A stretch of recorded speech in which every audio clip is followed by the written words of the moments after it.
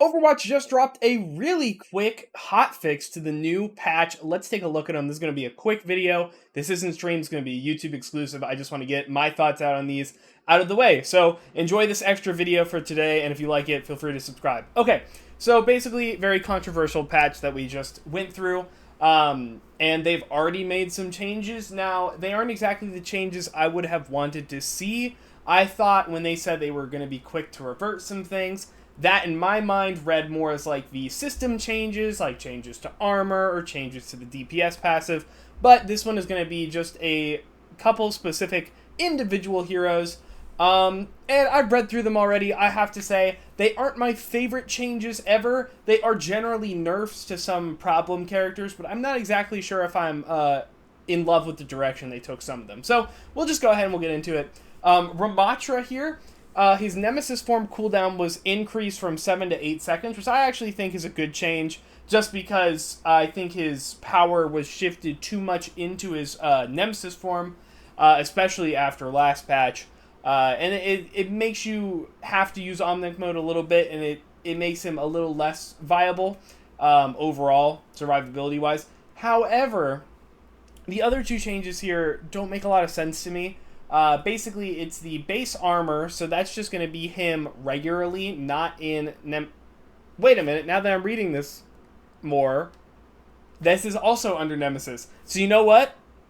I take back what I said. I thought this was in his Omnic mode. This is all just nerfs to Nemesis mode. I think they gave him too much armor, and they're going to reduce some of his health, so he still has more of his armor survivability. I actually like this better. I think too much power was shifted into... Nemesis mode, like I just said, so making him more balanced out, definitely going to help. Now, I wish they would help his Omnic mode a little more, make him a little more interesting in that mode, but this is good. I think Ramatra definitely benefited the most, one of the most, if not the most, out of all the tanks last patch, so definitely good on them. Zarya here, so basically for both of her bubbles, the cooldown will be increased and the duration of the bubble will be going down. I think the duration going down is good. I think 2.5 is definitely too long to get basically free value. The cooldown going down, I don't really like the idea of Zarya's uptime being that reduced, because also with the barriers being less or being up for less amount of time, her uptime is going to suffer there, and it's really going to suffer because of this cooldown increase. I think they probably should have just reverted her bubble change, at least the health of it, and then just had the duration be a little longer if that's the route they wanted to go down. But I think this might actually hurt Zarya a little more. And again, when tanks don't have high uptimes, a lot of times they end up being boring, more one note, because they have less things to work with. Think about Ori right now. Ori is really bad because her uptime is really bad. She's not able to do much, so even when she goes into the mode where she's unkillable, she's not in it as long, and she's just not effective, and she's barely playable. Zarya did get a very sizable buff last patch. This is going to bring her right back down to where I think she just was. So not a huge fan of these changes, although I think they did need to get reined in a little bit, so that's okay. The Fara one is interesting to me because this kind of doesn't fix the Fara problem. In fact, this also just, again, kind of encourages counter-swapping a little more. So Ana now has 225 health.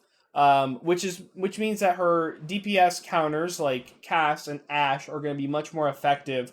But really, the thing about Fara is that her uptime with her flight and the safe distances that she can play away, she can just kind of ignore the hit scans because their damage fall off is too severe. Having her have a little bit less health isn't really going to fix that problem. I think they really need to take a look at her uptime with flight, and I know that this is a hotfix, so that's probably not something that they can really fix that well with just numbers changes, so I'll give them a pass for now. I think this is an okay solution just to rein her in a little bit. I actually do kind of like this, especially if they are going to allow Fara later on. Right now, her being non-committal and having less health, it's just going to make her even more non-committal, because why would she want to go in if it's just more effective to spam at range anyways? If they were to shift Fara into a faster, burstier movement playstyle, where you have to get closer, I like this change. But that's not really what she's like. Not the biggest fan of this. It also is like, since Fara has to play so far away, this would, in theory, be a really big buff to Echo against Fara, but since Fara is never going to be in the range of an Echo anyways, it's another one of her counters where it really doesn't matter too much. So I think right now this isn't going to help that much, but it'll still be okay. For the time being, it has only been 3 days since last patch. Illari, again, this is another change that isn't exactly fixing or really addressing any of the problems with Illari. Illari is really strong right now because there are many places and a lot of maps where you basically cannot interact with Pylon at all. There are some extremely oppressive spots where she can put a DPS on an off angle and let them just kind of exist forever. I wasn't a big fan of the Illari changes, recently. This one, just making her Pylon go in cooldown, just doesn't really work for me. The, what's it called? One of the popular ideas is just to have Pylon not be permanent, so if it can just go away after a couple seconds, and it allows her to aggressively use it, and also it's not going to be as oppressive because she only has a limited window. I think that would be a much better change, because as of right now, Pylon is just really frustrating to deal with, and yes, it being on a lower cooldown, it just makes Illari's uptime just really weirdly skewed, at least with like her effective healing, because nowadays she doesn't get as much healing from the Pylon itself. But yeah, I'm not a fan of this one. Captive Sun, sure, Illari's been doing a lot of damage. I think that's perfectly fine. Nothing really more to say about that. But yeah, again, I don't really think this is addressing what we really need to fix about Illari. But okay, sure. She's not a very fun hero to play into. She's pretty boring hero overall. So I guess that's fine.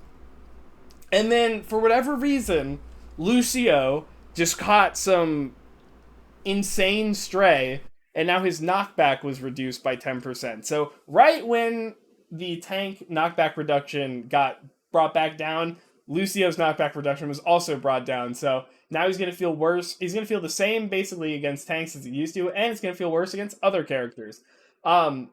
I don't know why Lucio knockback has to get hit like this. I know the lockout is pretty intense right now, but the actual distance I felt was very good. And also, you have to be very close to do it. Like, there is some inherent risk to getting this knockback, so it should have a decent reward. Unlike Fara, who her rocket, her concussive blast actually just boops way further than Lucio's does already, and she can just throw it from a million miles away on a 6-second cooldown. So I don't know why she gets to have that kind of ability that can hit multiple people multiple ways, but Lucio, oh God forbid. I don't know. This is just kind of silly. I don't think this was a pressing issue by any means. The others I get. I think all the rest of the 4 have been kind of like problem characters, or like they probably were going to be. Lucio, he's just good. He's not a problem character. He's just really good. And I don't think this is the correct way to nerf him, to make him feel less effective.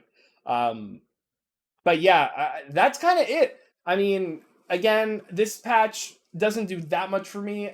These 2 changes are better than I thought they were. But the rest of these kind of basically they leave a little bit to be desired. Again, it's a hotfix. I wasn't expecting too much, and it was really fast. I mean, this came out on a Friday. I'm just filming this video. I'm going to pump it out for Saturday, even though I don't usually upload on Saturdays anymore, just because it happened. So, with that being said, thank you guys for watching. What do you guys think about this patch? Please let me know in the comments below. Also, while you're at it, subscribe, like, any of that good YouTube stuff. It does help me out. Most of my stuff is going to be streamed live at twitch.tv/ Lane Hemingway, Tuesdays, Thursdays, and Saturdays. And if you're seeing this on the day it releases, I'll be live at 2 o'clock, and I'll be live for a couple hours. So something to look forward to there. And if you have any hot takes, rework ideas, character ideas, anything like that, you just want to talk Overwatch, join my Discord. It's down below in the description. Thank you guys so much for watching. Have a good day.